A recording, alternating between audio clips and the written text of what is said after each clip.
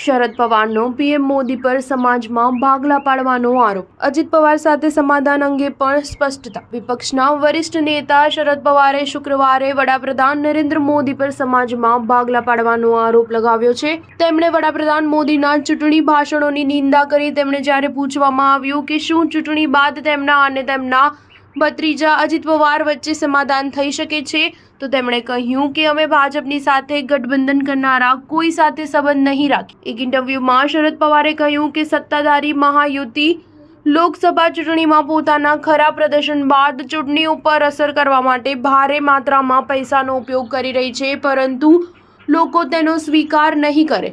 મહારાષ્ટ્રના 4 વખતના મુખ્યમંત્રી અને પૂર્વ કેન્દ્રીય મંત્રી પવારે બટેંગે તો કટેંગેના નારા મુદ્દે ઉત્તર પ્રદેશના મુખ્યમંત્રી યોગી આદિત્યનાથની પણ ટીકા કરી હતી. આ નારાને કેટલાક ભાજપના નેતાઓ અને નાયબ મુખ્યમંત્રી અજીત પવાર જેવા સહયોગીઓએ વખોડી કાઢ્યો છે.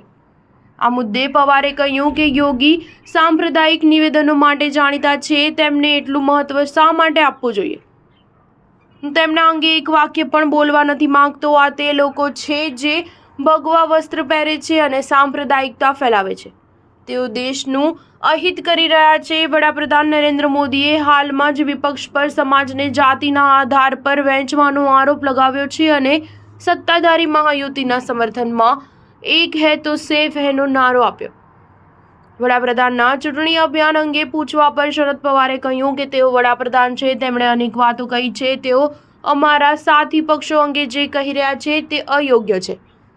તેઓ ખુદ સમાજમાં ભાગલા પાડી રહ્યા છે. તમે છેલ્લા કેટલાક દિવસોથી તેમના ભાષણો અને મુદ્દાઓને જોઈ શકો છો. તેઓ પોતાના રાજકીય હિતો માટે બોલી રહ્યા છે. પોતાના ચૂંટણી અભિયાન દરમિયાન લોકોમાં ખૂબ અશાંતિ જોવા મળી છે. વડાપ્રધાન પોતાના ચૂંટણી અભિયાન દરમિયાન કોંગ્રેસ અને ભાજપના પૂર્વ સહયોગી ઉદ્ધવ ઠાકરેના નેતૃત્વવાળી શિવસેના પર પ્રહાર કરી રહ્યા છે. મહાવિકાસ અઘાડીના ચૂંટણી અભિયાનનું નેતૃત્વ કરતા અને 2023માં પાર્ટીમાં ભાગલા બાદ પશ્ચિમ મહારાષ્ટ્રમાં એનસીપીની સ્થિતિને ફરીથી મજબૂત કરવાનો પ્રયાસ કરતા 83 વર્ષીય નેતા પવારે ચૂંટણીમાં જનતાનું સમર્થન મળવાનો ભરોસો વ્યક્ત કર્યો.